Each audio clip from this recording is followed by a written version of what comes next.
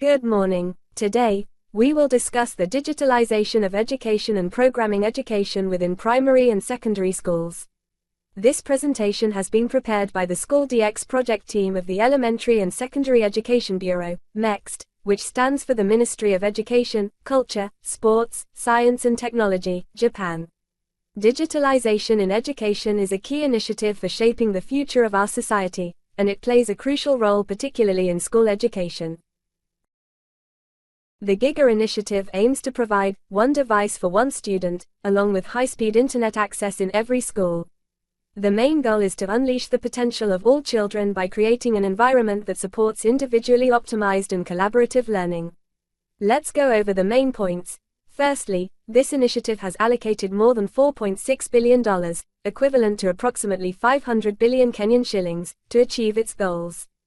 It targets primary and secondary education, and while the original timeline was set from 2020 to 2024, the implementation was accelerated to 2020-2021 due to the COVID-19 pandemic. Now, let's see what is covered under this initiative. Each device costs around $430, which includes options like Google Chromebooks, Microsoft Windows PCs, or Apple iPads.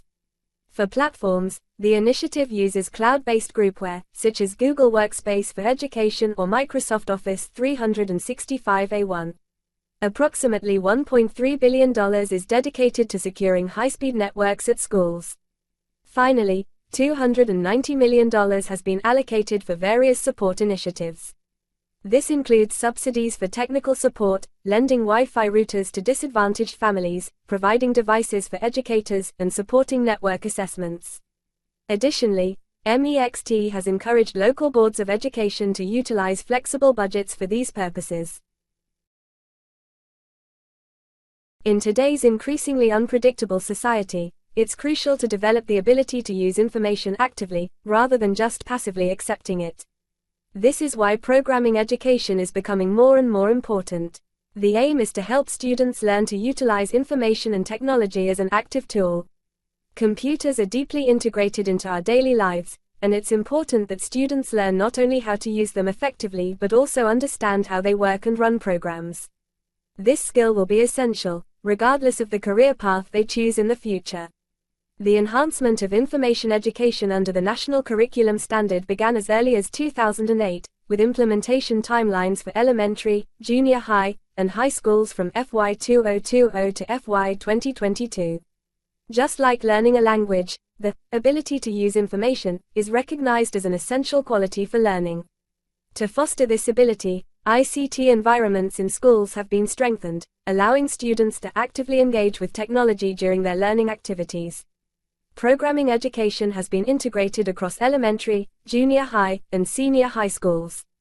Notably, programming education is now compulsory at the elementary school level. Let's break down what this means at different school levels. Elementary school, students are taught basic operations such as character input and the fundamentals of programming thinking. Programming education has become a compulsory part of their curriculum. Junior high school, students learn programming through technology and home economics classes, which also cover information security. High school, a new compulsory subject called Information Study I, has been introduced, where all students learn about programming, networks, information security, and the basics of databases. Additionally, Information Study II is available as an elective for students who wish to further deepen their understanding.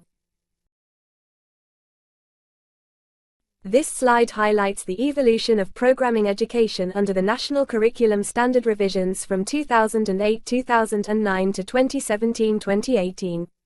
Let's begin by comparing the National Curriculum Standard of 2008-2009 with the latest revision. Under the previous standard, at the elementary school level, programming-related subjects were not specified, leaving decisions to the discretion of each school.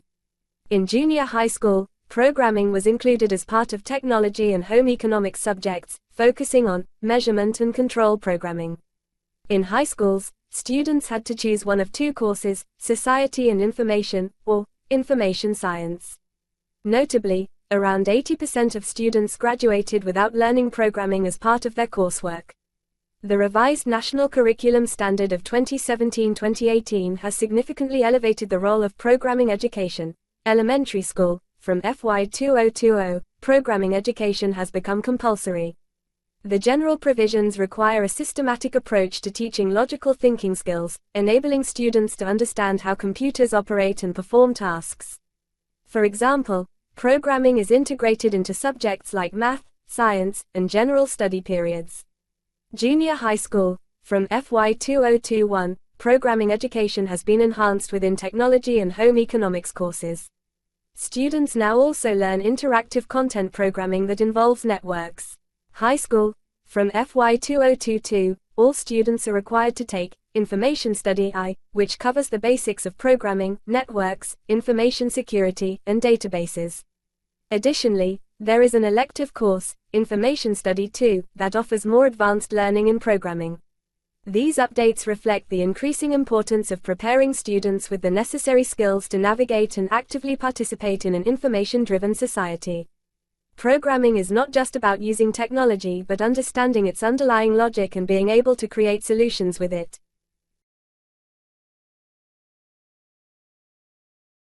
This slide focuses on the programming education implemented in elementary schools as part of the 2017-2018 National Curriculum Standard Revision.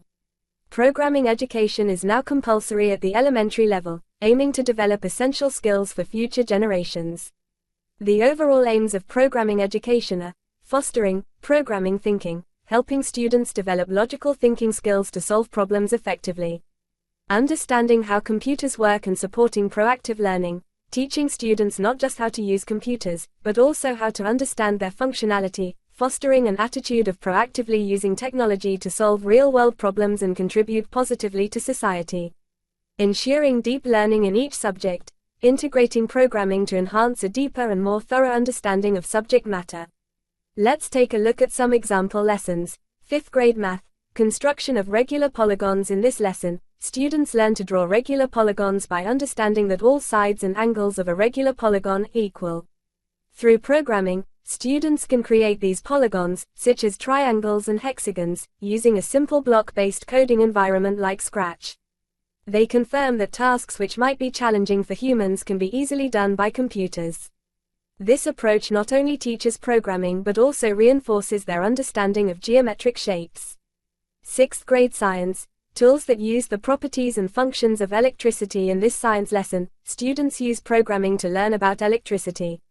For instance, they learn how electricity can be used efficiently by controlling devices with sensors, like a fan that turns on or off based on sensor input. They also discuss different types of sensors used in daily life, such as motion sensors and ambient light sensors, which can help make the use of electricity more efficient.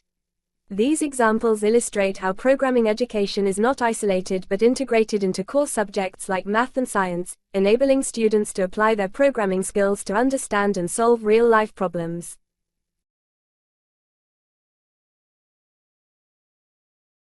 This slide outlines the changes in information education for junior and senior high schools under the revised National Curriculum Standard of 2017-2018. Let's start with junior high schools, where information education is embedded in technology and home economics courses. Under the new standards, a module called Information Technology has been introduced, focusing on several areas. Using IT to support daily life and society. Solving problems through interactive content programming using networks. This helps students learn to program in a networked environment, fostering collaborative problem-solving skills. Solving problems through measurement and control programming. This focuses on using programming to interact with and control various devices. Understanding the future development of society and information technology. In the previous curriculum, similar content existed, but with a more limited scope. The emphasis on using IT for real-life problem solving and understanding the societal impacts of technology is a significant advancement in the new curriculum. Now, let's move on to high schools. Under the revised curriculum, a new compulsory subject, Information Study I, is introduced for all high school students. This course covers the basics of programming, modeling, simulations, networks, including information security and databases. Additionally, Information Study II is available as an elective subject. It provides an opportunity for more advanced study, focusing on programming procedures and deeper technological concepts. Under the old standards, high school students were offered a choice between society and information science as elective courses. The new curriculum makes these subjects mandatory to ensure all students have a foundational understanding of digital literacy. To ensure a smooth implementation of these new standards, training materials have been provided to teachers for both Information Study I and Information Study II. These include teaching aids, worksheet examples, and sample codes to support effective instruction in classrooms. There are also 13 examples of practical training material available for teachers focusing on modules like solving problems through interactive content or measurement programming. These resources can help teachers deliver hands-on learning experiences to their students. These changes represent a shift towards making information education more comprehensive, ensuring that students not only use IT effectively but also understand its underlying principles and applications in society.